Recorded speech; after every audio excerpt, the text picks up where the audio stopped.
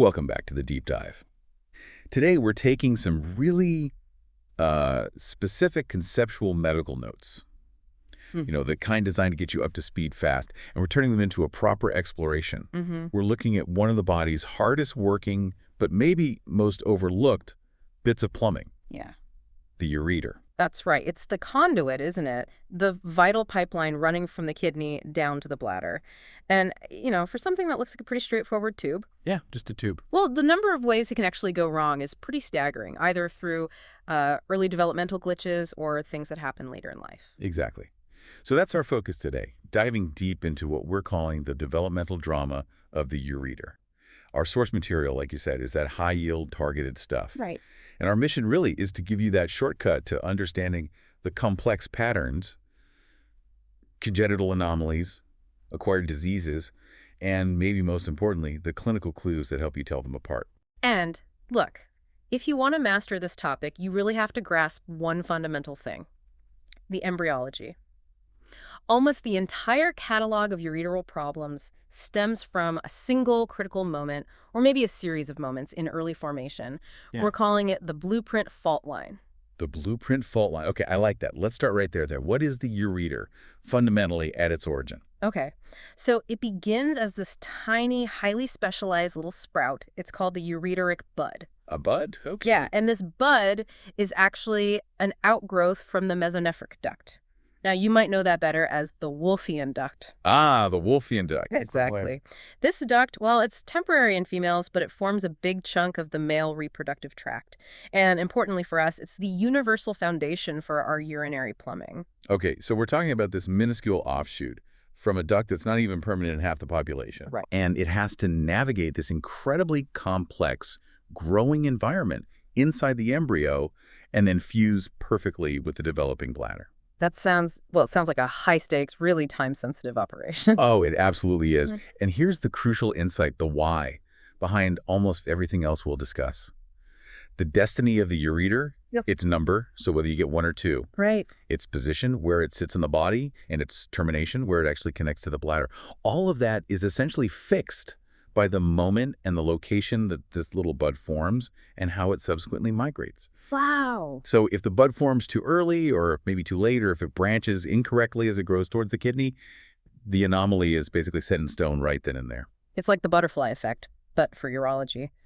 A tiny fractional error in timing or location for that little bud. By the time the fetus is fully formed, you might have a duplicated ureter, or one that's totally misplaced, or one that's blocked from the get-go. Precisely. Understanding the groundwork is absolutely essential for making sense of everything that follows.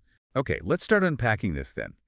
If we think about that developmental drama chronologically, the first big structural hiccup we usually encounter involves the number of ureters. And this leads us to the most common and probably clinically the most talked about anomaly, the duplex system, having two pipes instead of one. Yes, the duplex ureter system. It's probably the clearest example of that embryological timing error we just discussed. It happens either because that ureteric bud decides to bifurcate, basically, to split in two prematurely, before it even reaches the chunk of tissue that's going to become the kidney, Okay. the mesonephric blastema, or, less commonly, you can actually get two completely separate ureteric buds popping off the Wolffian duct. So if the bud splits early, you end up with two drainage points trying to serve one developing kidney structure. That sounds like, well, a potential logistical nightmare. It often is, and the severity of the nightmare, if you like, depends on how complete that split is.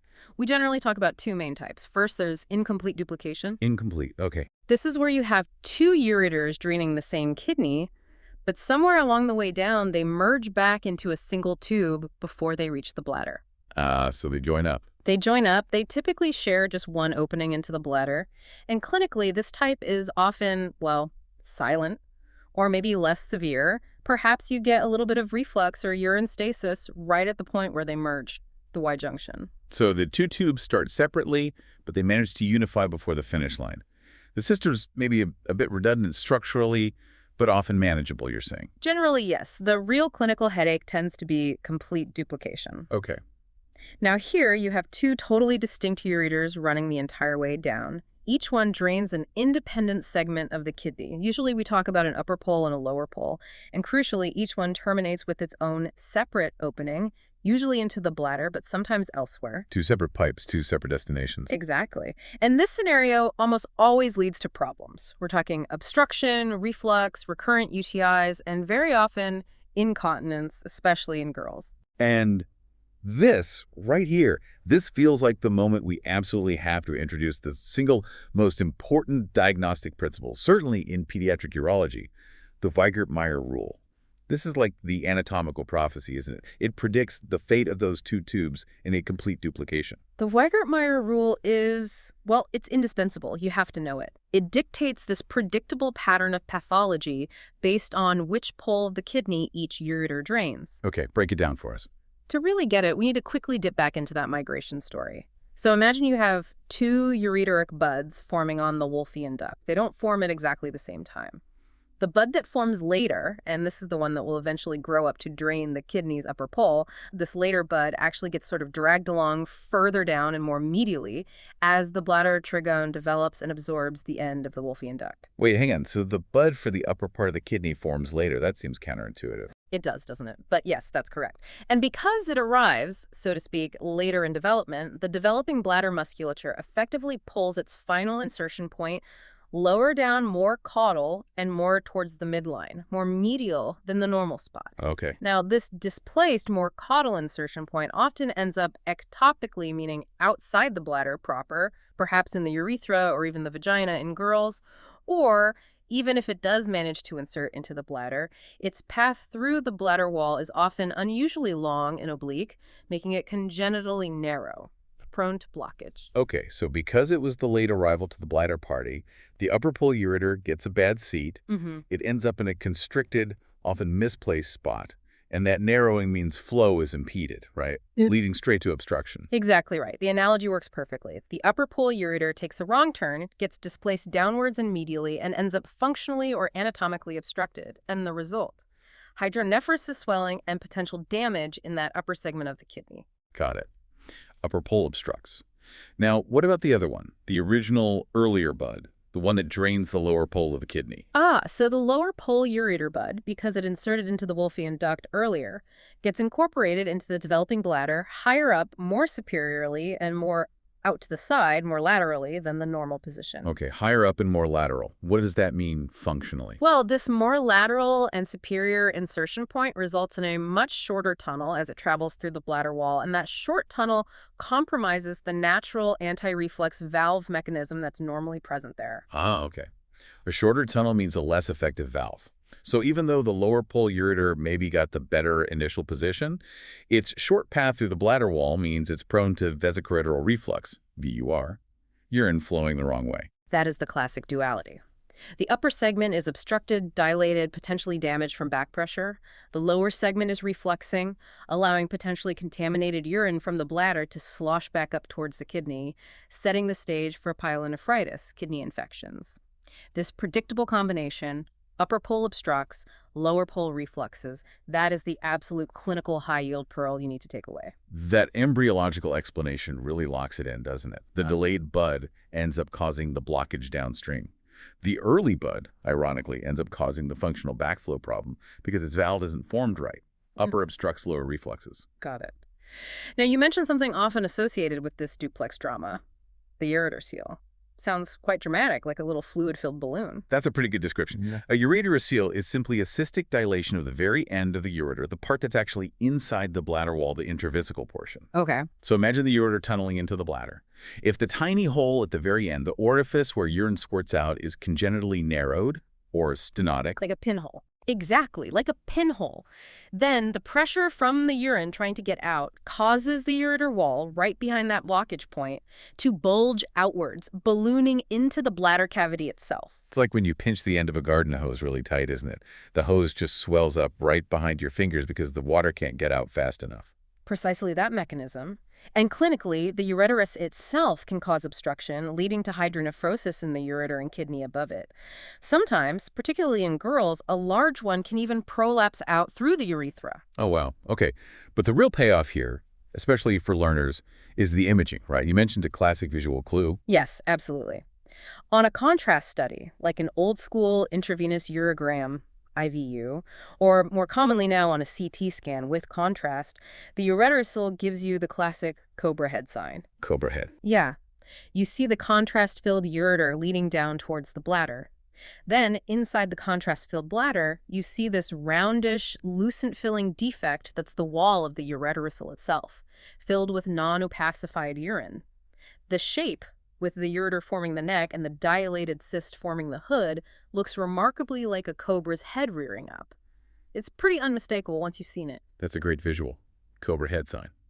And as you noted earlier, these ureterocele are very frequently associated with that duplex system, aren't they? Almost always popping up on the end of that problematic obstructed upper pole ureter. That's right. It's often the physical manifestation, the direct result of the obstruction that the Wigert-Meyer rule predicts for that upper pole system. It all ties together. Okay, so we've established the ureteric bud comes off the Wolffian duct. Now let's explore what happens when that bud follows the Wolffian duct pathway. Okay, but the final step, integrating properly into the bladder trigone, kind of fails. It results in an ectopic ureter. The drainage point ends up somewhere. Well, somewhere it really shouldn't be. Yeah, the core definition is simply that the ureter drains anywhere outside that normal designated spot on the bladder trigone. And because the bud originated from the Wolffian duct, its final misplaced termination point will almost always be in a structure that was also derived from, or is closely associated embryologically with, that same Wolffian duct. And this is precisely why the clinical presentation is so radically different depending on the patient's sex, isn't it? Because the Wolffian duct has very different fates in males versus females. Absolutely critical distinction. Let's start with the female presentation, because frankly, it's usually the most symptomatic and often the one that brings the child into the clinic right away. In girls, an ectopic ureter is actually relatively common. More common than in boys. Yes, significantly so. And the typical termination sites are places like the vagina, the vestibule, that area just outside the vaginal opening, or sometimes into the distal urethra near the exit. Okay. And what's the dead giveaway symptom, the one that really distinguishes it from, say, other types of childhood incontinence? The absolute gold standard clinical finding, the thing you have to ask about, is continuous, persistent dribbling or wetting. And crucially, this happens despite the fact that the child has perfectly normal voluntary bladder control and voiding. Ah, so the bladder itself is working fine. They can hold it, they can pee normally on the toilet? Correct. The bladder and its sphincter are functioning correctly. But that ectopic ureter has basically taken a plumbing shortcut. Its opening lands distal to, or outside of, the external sphincter mechanism that normally controls continence. So the main sphincter clamps down, controlling the bladder and the normal urethra, but this rogue pipe is already past the gate, just constantly leaking urine, continuous leakage that they just can't stop. That's exactly it. Now contrast that with boys. In males, the ectopic ureter typically drains into structures that are remnants or derivatives of the Wolffian duct system, places like the prostatic urethra, the part running through the prostate gland, the seminal vesicles, or the vas deferens. Okay, and the crucial difference here is where those structures are located relative to the continence mechanism.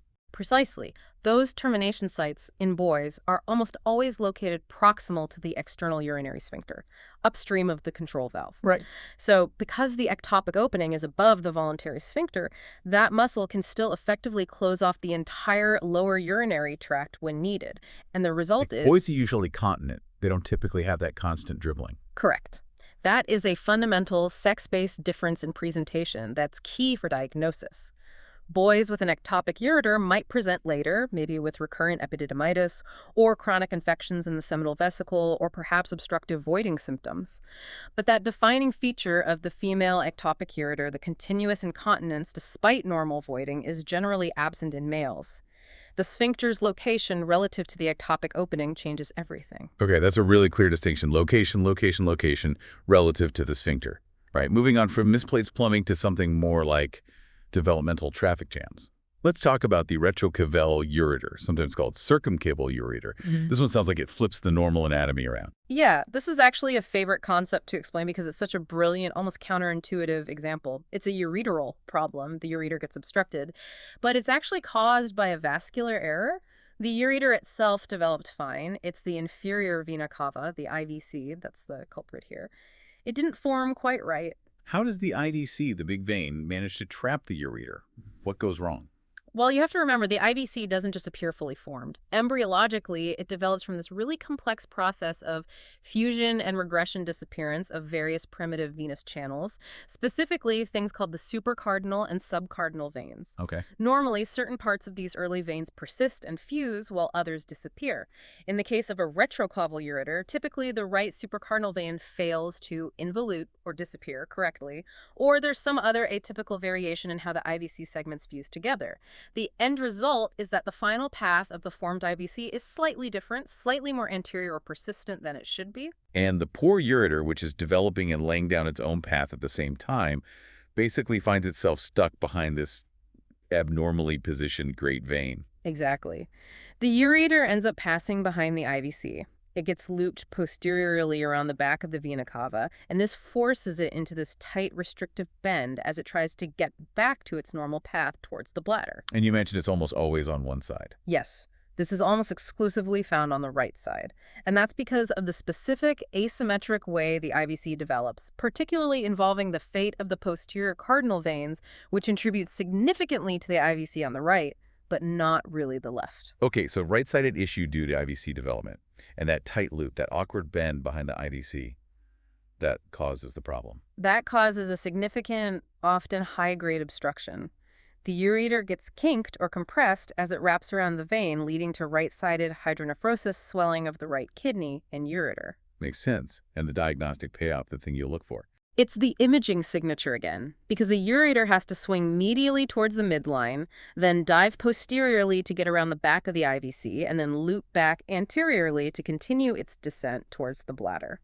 This path creates a classic, highly characteristic fishhook or S-shaped deformity that you can see very clearly on an IVU, or more commonly now a CT urogram. A fishhook shape. Yes, that distinctive bend is basically pathognomonic. It tells you immediately you're dealing with a retrocaval ureter. So the ureter is essentially snagged, like a fishhook, around the vena cava. An S-bend of hydraulic shame, perhaps. You could put it that way. Okay, our final developmental anomaly in this section is the congenital megaloreter. Mega means big, so the abnormally wide pipe. Why does a ureter decide to just supersize itself right from birth? Yeah, megaloreter literally just means big ureter. The term applies when the ureter is significantly dilated. The usual definition is wider than about 7 millimeters in diameter. But the crucial part here is the congenital aspect. It means this dilation is not happening because of some secondary, obvious cause, like a stone stuck downstream, or a tumor blocking it, or maybe a neurogenic bladder that's paralyzing the whole system. Okay, so the dilation is the primary issue, stemming from the ureter itself. It's not just passively ballooning out because of a blockage lower down.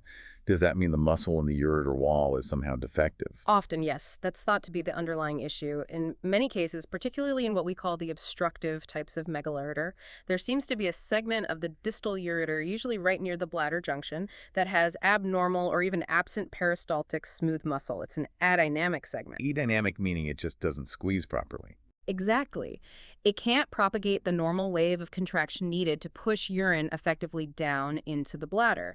So even if there isn't a visible physical narrowing or stricture, this dysfunctional segment acts like a functional blockage. It impedes flow. Like a section of the pipe just has a permanent, invisible brake applied.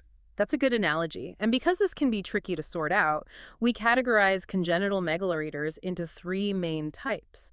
Understanding these categories is really vital because it helps determine the right treatment approach and predict the long-term outlook for kidney health. Okay, crucial distinction. Detail those 3 categories for us. Right. First, you have the obstructive type. This is the one we were just discussing, usually due to that adynamic segment near the bladder. It causes back pressure, leads to hydronephrosis, and definitely puts the kidney above it at risk over time. Clinically, you often need a functional study, like a renogram, which we'll talk about later, to actually prove the obstruction, because the imaging might just show a wide pipe without a clear narrowing point. Okay, obstructive type. Second is the refluxing type.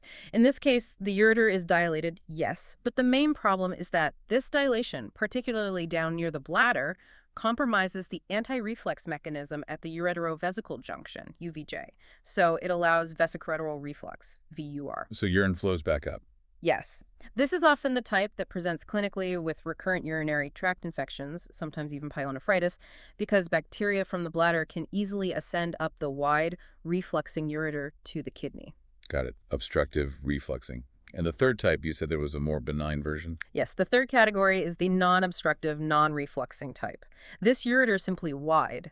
Maybe it's just an incidental finding on an ultrasound done for some other reason, but crucially, functional studies show that it drains urine perfectly adequately, without significant stasis or holdup, and there's no reflux happening either. So it's just big, but it works okay. Basically, yes. This type typically just requires observation, regular monitoring with ultrasound perhaps, rather than any immediate surgical intervention. The prognosis here is generally the most favorable of the three. Okay, that's really important. So just seeing a wide ureter on a scan isn't enough information. You absolutely have to figure out functionally if it's obstructed, if it's refluxing, or if it's just this benign, oversized pipe that's doing its job. That categorization, obstructive refluxing or non-obstructive, non-refluxing, is the real clinical distinction you need to make. Absolutely critical. Right, so we've cataloged those pretty dramatic birth defects, the developmental dramas. Now let's make a transition, because a ureter might have been born perfectly healthy, ticking along fine for years, but it still faces dangers later in life. Things like debris, chronic inflammation, insidious infections can all threaten it. We're moving now from those embryological accidents to more, well, environmental or acquired threats. Yeah, it's a really important transition to make because these acquired problems often present much later in life, sometimes with really acute, intense symptoms.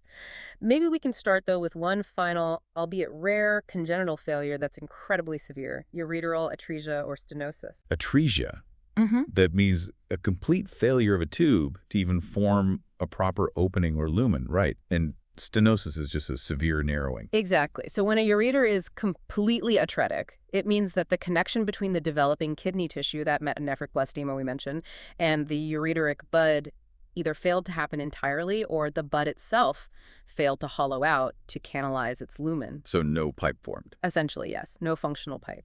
This is rare, thankfully, but it's incredibly severe because it means the kidney forming above it has absolutely no way to drain the urine it starts producing right from day one of development. That sounds, well, it sounds like that kidney segment is basically doomed from the start. It usually is, unfortunately. Ureteral atresia is very strongly associated with a non-functional, often cystic and dysplastic kidney. The high pressure building up so early just prevents normal nephron development. Clinically, this usually presents very early in life, often picked up on prenatal ultrasound or presenting shortly after birth with a large abdominal mass due to the severely swollen hydronephrotic kidney. And the management often involves early surgical intervention, usually removing that non-functional kidney unit. A stark outcome from a very early developmental failure. Okay, now let's move to probably the most common acquired threat, the one everyone knows about. Ureteric calculi, kidney stones causing agony as they try to pass down the ureter. Yes, the infamous kidney stone, or more accurately, the ureteric stone once it leaves the kidney. The pain, often described as the worst pain imaginable, is triggered by the ureter's own desperate, powerful peristaltic spasms. It's trying violently to force this sharp foreign object through a tube that's really, really tiny. And the severity of that pain, that colic, often correlates directly with how badly the stone is blocking things up, right? The degree of acute obstruction. Absolutely. And the critical nugget here for anatomical understanding and predicting symptoms is knowing the three specific places along the ureter where a stone is most likely to get snagged, to lodge, causing the worst bouts of pain. These are the three natural physiological narrowings of the ureter. Right. Everyone learns these. You have to know the choke points. Yes. Memorizing these three is vital because where the stone gets stuck dictates the pattern of pain referral where the patient feels it. Okay, lay them out for us. Starting high up, near the kidney. Okay, first point of narrowing. The ureteropelvic junction, UPJ. This is that transition point where the wide funnel-shaped renal pelvis inside the kidney narrows down to become the much smaller muscular tube of the ureter itself. A stone lodging right here typically causes severe pain high up in the flank, maybe under the posterior ribs. It often doesn't radiate very far down initially. Got it. UPJ. Second, the stone moves down.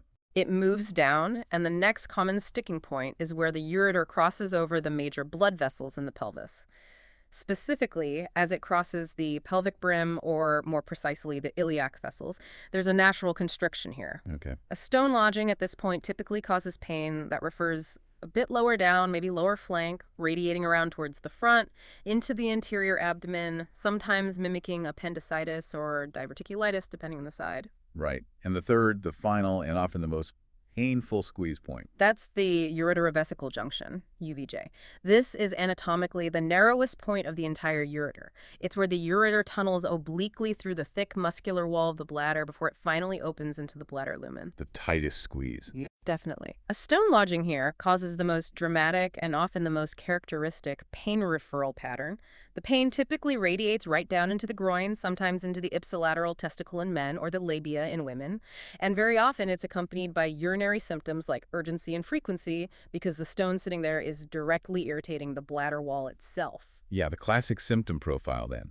That excruciating wave-like colicky pain that matches the ureter spasms.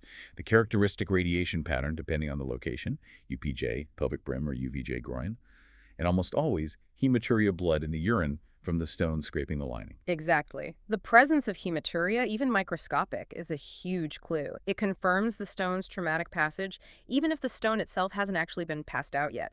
The severity of the pain usually demands immediate imaging, often a non-contrast CT scan these days, to pinpoint the stone's location and size, and critically, to assess the degree of hydronephosis, the backup pressure on the kidney. Makes sense.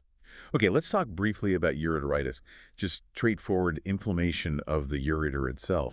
You mentioned most of the time this is probably secondary to something else like chronic UTIs ascending from the bladder, or maybe the irritation caused by a stone just sitting there. That's right. Garden variety bacterial UTIs or the inflammatory response to a stone are the most common culprits. But our source material rightly highlights that if you're dealing with chronic or particularly refractory, stubborn uritis, maybe seeing thickening or scarring on imaging, you absolutely have to think beyond the usual bacterial suspects. Okay, like what? What are the non-standard pathogens we need to consider? Well, one important category is fungal infections, particularly candida. It can ascend from the bladder, especially in immunocompromised patients or those with long-term catheters, and cause quite extensive inflammation along the ureter. Sometimes candida can even form these, well, fungus balls, basically clumps of fungal material that can grow large enough to actually obstruct the ureter, like a tumor or a stone would. Fungus balls blocking the ureter. Wow, okay. And the other really significant pathogen, the one that can act like a silent sculptor, causing devastating damage years down the line. That would be tuberculosis, TB. Renal and ureteral TB is a really serious, often insidious complication of systemic tuberculosis.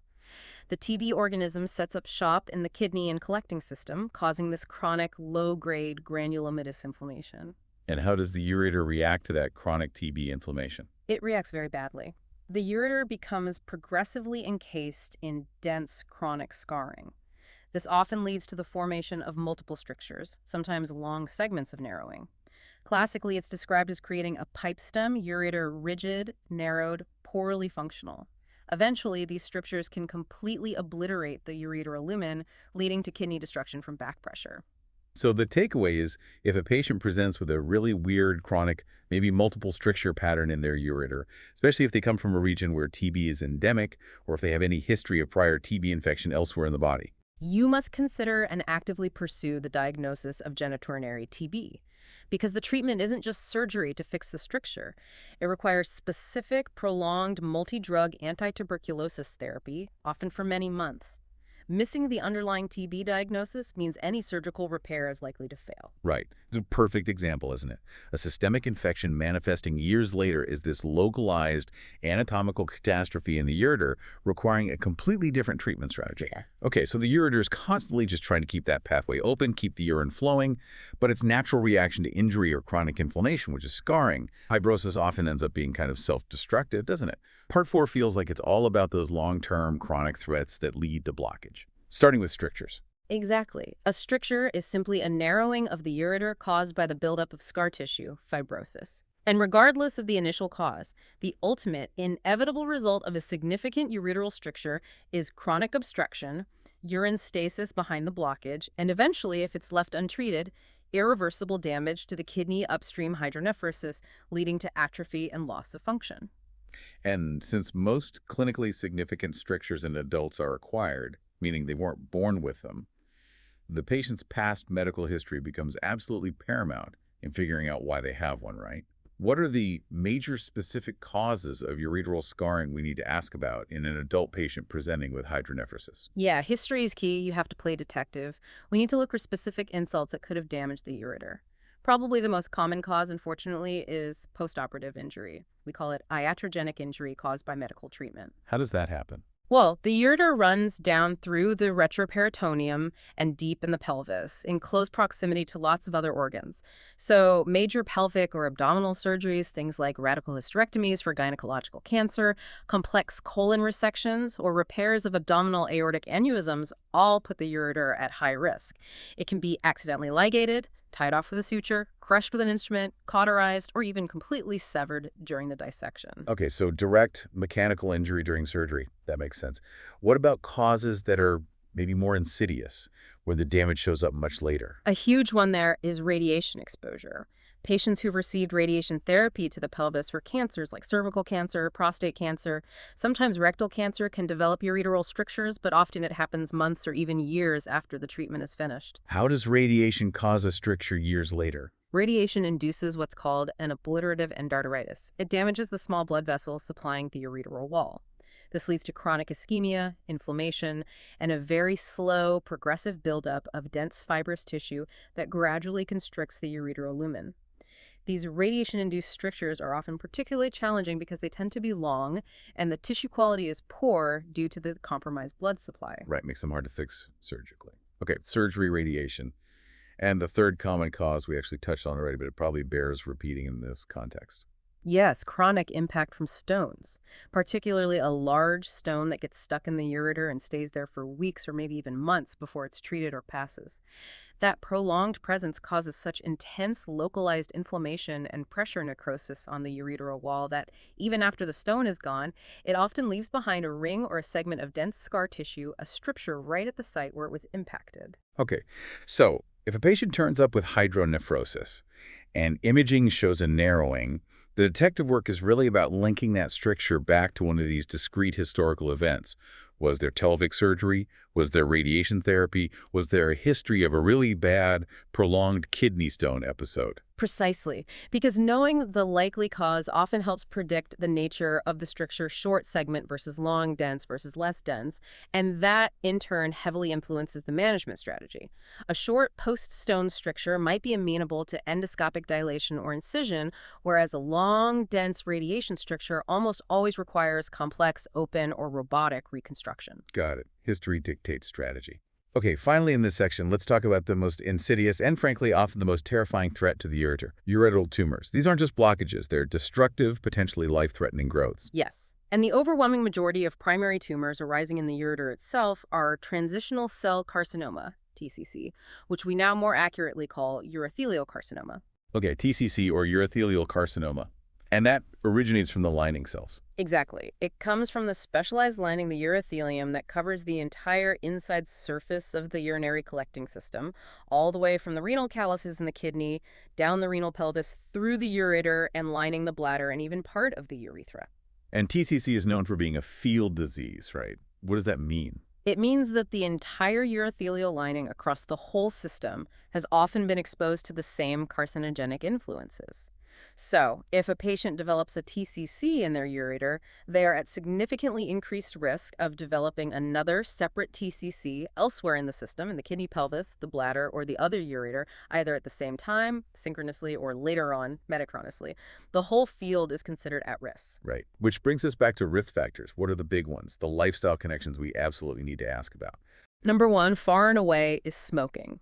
Tobacco smoke contains numerous carcinogens that are absorbed into the bloodstream, filtered by the kidneys, and then become highly concentrated in the urine. This means the urothelium is essentially bathed in these potent cancer-causing agents for hours every day. Smokers have a dramatically higher risk, multiple times higher, of developing TCC anywhere along the urinary tract compared to non-smokers. It's a massive risk factor. Crucial history point. What about other chemical exposures? Yes, certain occupational exposures are also strongly linked. Specifically, workers exposed to aniline dyes used historically in the textile, leather, and printing industries, and other aromatic amines used in the rubber and chemical manufacturing industries have a significantly elevated risk. So a detailed occupational history is really important for any patient diagnosed with TCC. Chronic inflammation, like from long-term stones or infections, might also play a role. Okay, smoking, industrial chemicals. So how does this often silent threat actually announce itself? What's the classic clinical presentation? The absolute classic presentation, the hallmark symptom you must be aware of, is painless hematuria. Blood in the urine, often visible to the patient, but occurring without any associated pain or discomfort. Painless. Why is that painless distinction so critically important clinically? Yeah. We talked about stones causing agony. It's crucial because pain drives people to seek medical attention. A patient passing a kidney stone is usually screaming in the emergency room, demanding relief. But a patient with a TCC might just notice a brief episode of blood in their urine one day, maybe it clears up the next day, and because it didn't hurt, they think, oh, that was weird, and they might ignore it or delay seeking help for weeks, months, even years. And in that time, In that time, the tumor can continue to grow, potentially invade deeper into the ureteral wall, or even metastasize. By the time they finally present, perhaps because the tumor has grown large enough to cause obstruction and flank pain, or because they have symptoms of metastatic disease, the prognosis is often significantly worse than if it had been caught early when it was just causing that initial painless bleeding. That's why the rule is any unexplained painless hematuria, especially in an adult smoker or someone with relevant exposures, must be considered TCC until proven otherwise. You have to investigate it thoroughly. the burden of diagnosis really falls heavily on the vigilance of the clinician, doesn't it? It's a silent killer that requires an active detective to uncover it early. Absolutely. High index of suspicion is key. Okay, so when you're faced with a patient where you suspect one of these varied ureteral conditions, maybe it's a congenital obstruction in a child, an acquired stricture in an adult, or that worrying, painless hematuria suggesting a tumor, clinicians rely on a pretty structured, stepwise diagnostic toolkit.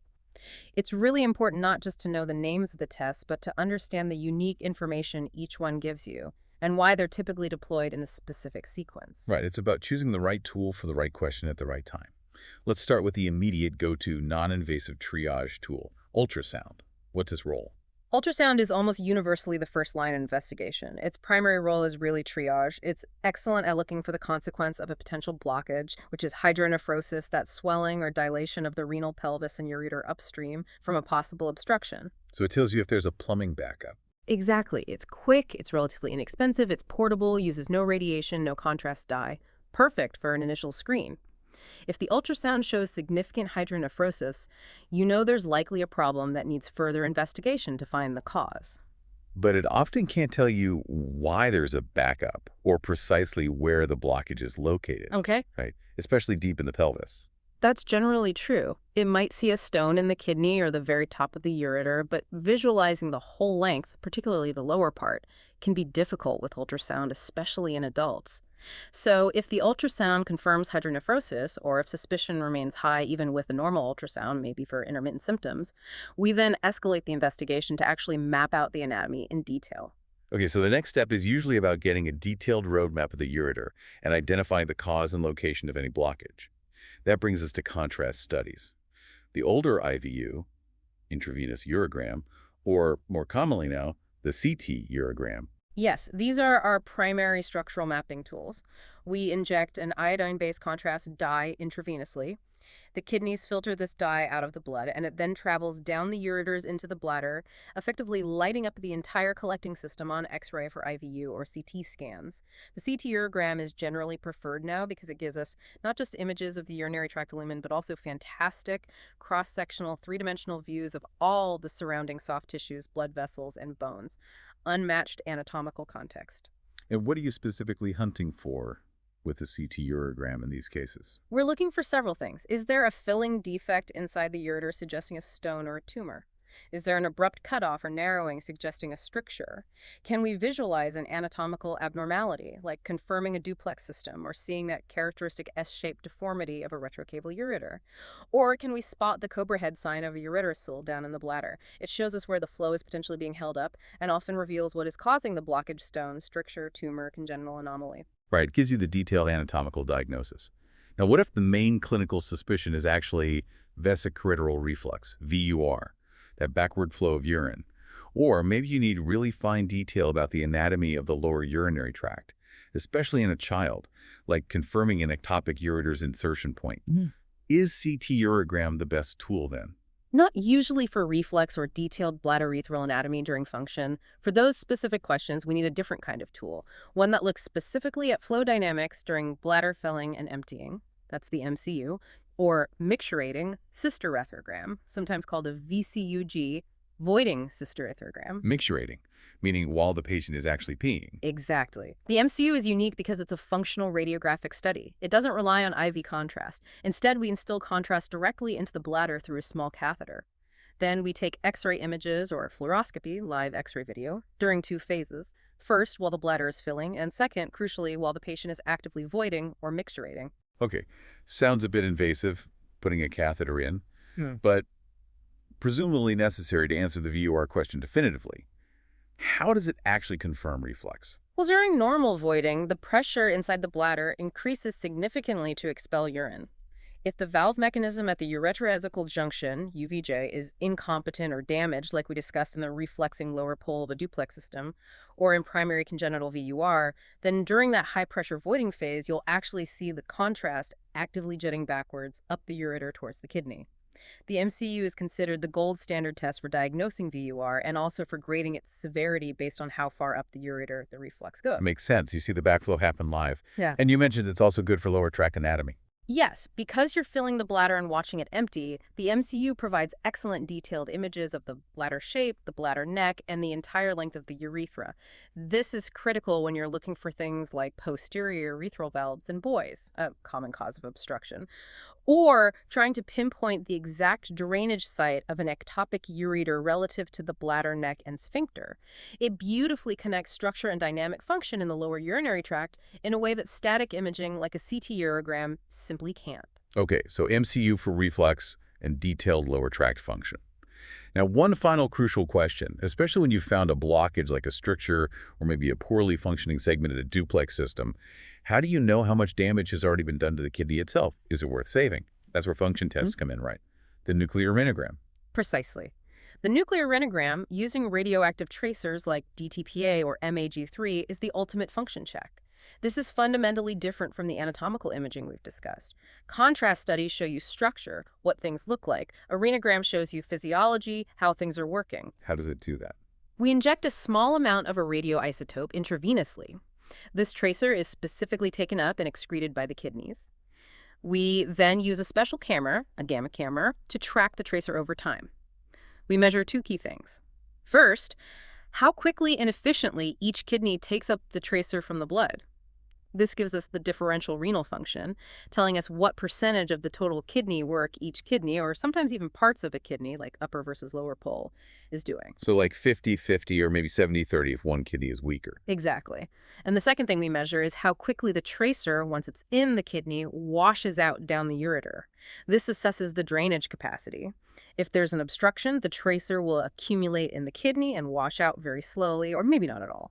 We often give a diuretic, like Lasix, during the scan to really challenge the system and see if it can flush the tracer out under pressure. Okay, so differential function tells you how much work each kidney is doing, and drainage tells you if there's a blockage.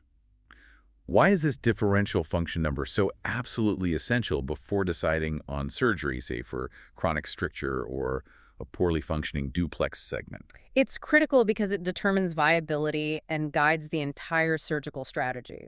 If a ureter has been obstructed chronically for a long time, the kidney upstream might have suffered irreversible damage. It might have lost most of its functional tissue, its nephrons. The rentinogram gives us that cold, hard number. What precise percentage of the patient's total kidney function is this affected kidney unit actually contributing? And there's usually a critical threshold clinicians look for, isn't there? A point below which attempting a complex repair might not be worthwhile. Yes. While it can vary slightly depending on the clinical context and surgeon preference, the threshold often cited is around 10 to 15% of total renal function. 10 to 15%. Right. If the rentinogram shows that the affected kidney or kidney segment is contributing less than, say, 10 or 15% of the overall kidney function, the general consensus is often that attempting a complex, potentially risky ureteral reconstruction surgery is probably not worth it. The recommendation might lean towards removing that poorly functioning unit, instead performing a nephrectomy, removing the whole kidney, or a heminephrectomy, removing just the affected pole in a duplex system. Why that specific number? Why not try and salvage even 5% of function? It's a balance of risks and benefits. Below that 10-15% threshold, the kidney's potential for meaningful recovery after the obstruction is relieved is considered minimal. And you have to weigh that against the significant risks and complexity of performing a major ureteral reconstruction. These can be long operations, with potential complications like urine leaks, infection, or recurrent strictures down the line, requiring weeks of recovery. So, if the functional gain is likely to be negligible, exposing the patient to the risks of a complex repair is often deemed inappropriate. The renogram provides that objective functional data to justify what can be a very major operative decision, the decision to remove part or all of a kidney. That really puts a powerful, objective, numerical context on the surgical strategy, doesn't it? It transforms the anatomical picture from the CT scan into a practical decision tree based on physiological reality. Hmm. How much is this kidney actually doing? Exactly. It's indispensable for planning. Okay, wow. That was a really comprehensive journey through the ureter's world of potential pitfalls, from tiny buds to nasty stones and tumors. Before we wrap up, let's just quickly revisit those high-yield memory hooks, the key takeaways that should really crystallize this deep dive for everyone listening. Good idea. Let's lock them in. All right. The predictable pattern of problems in complete ureteral duplication. That's the Weichert-Meyer rule. The late-arriving upper pole ureter tends to insert ectopically and is obstructed. The earlier arriving lower pole ureter inserts laterally and is prone to reflux. Upper obstructs, lower refluxes. Got it. The cystic ballooning you see inside the bladder wall, often with that upper pole ureter. That's the ureter cilia, and its classic imaging appearance is the cobra head sign. Okay. The ureter getting trapped behind the big vein, almost always on the right. That's the retrocaval ureter caused by abnormal IVC development, leading to right-sided obstruction and that telltale fishhook or S-shaped deformity on imaging. The critical clinical symptom that differentiates ectopic ureter presentation between sexes. Ectopic ureter in girls often causes continuous dribbling or wetting despite normal voluntary voiding because the opening bypasses the sphincter. Boys are usually continent. Right. And finally, the silent but deadly threat lurking in the ureteral lining. Transitional cell carcinoma, TCC, or urothelial carcinoma. Be highly suspicious if a patient, especially a smoker, presents with painless hematuria. Fantastic. Nailing those core concepts provides a really robust framework for approaching and diagnosing the often complex world of ureteral diseases. #outro. You know, we started this journey with that tiny little ureteric bud, didn't we? And we tracked its potential fate through all sorts of developmental errors, and then through the challenges of acquired diseases like stones, strictures, and tumors later in life. What really stands out to me listening back is how often the key to understanding a complex clinical problem, whether it's that continuous incontinence in a young girl or a mysterious hydronephrosis in an older patient, can actually be found by simply tracing the anatomical or functional failure right back to its embryological origins or to a specific acquired insult. I agree completely. And hopefully the listener now feels they've internalized those crucial connections, the link between the why, like the details of Wolffian duct migration or the impact of radiation, and the what, the specific clinical presentation, the characteristic imaging findings, the right diagnostic test. You should now feel much better equipped, I think, to navigate these often nuanced urological conditions with more clarity and diagnostic precision. Yeah, you've definitely mastered the key developmental patterns, the specific risk factors for those acquired problems like scarring and tumors, and that critical sequence and purpose of the diagnostic toolkit from ultrasound right through to the functional readogram. So maybe to leave you with a final thought, something to mull over, let's circle back to that constant threat of acquired ureteral strictures, particularly the ones caused by surgical injury or radiation exposure. We talked about how the ureter seems particularly sensitive to external trauma, scarring down quite easily. Right, it doesn't seem to heal as cleanly as some other tissues, maybe. Perhaps not. Now think about modern surgery. We have this increasing reliance on technology, specifically the explosion of robotic surgery and highly magnified, minimally invasive approaches, especially for complex pelvic operations where the ureters are right in the thick of things. This technology gives us unparalleled visual precision, doesn't it? Absolutely. You can see things you can never see with the naked eye during open surgery. So here's the question to consider. While this improved visualization ought to theoretically reduce the rate of obvious direct injuries like accidentally cutting or tying off the ureter, because you can see it so clearly, is it possible that the increased reliance on energy devices for dissection and sealing blood vessels, electrocautery, ultrasonic energy, maybe combined with the lack of direct tactile feedback in robotic surgery, could potentially be causing a different kind of injury? Perhaps a subtle, low-grade thermal damage or minor crushing injury to the ureter's delicate wall and blood supply. You mean injuries that aren't immediately obvious during the operation? Exactly. Injuries that might lead to a delayed inflammatory response, and the slow, insidious development of fibrosis and stricture may be manifesting months or even years down the line. So, the provocative thought is, are we potentially trading some of the immediate, obvious surgical disasters of the past for a new wave of slow burn, delayed scarring that might actually be harder to recognize early and perhaps even harder to treat effectively once it fully develops? That is a fascinating question. It's that constant tension, isn't it, between the increasing precision and power of our technology and the fundamental, delicate biological reality of human tissues and how they respond to insult. Definitely something to keep in mind as we see more long-term data emerge from these newer surgical approaches. Something to mull over indeed. Indeed. So until the next deep dive, keep thinking, keep learning smart. Farewell, everyone.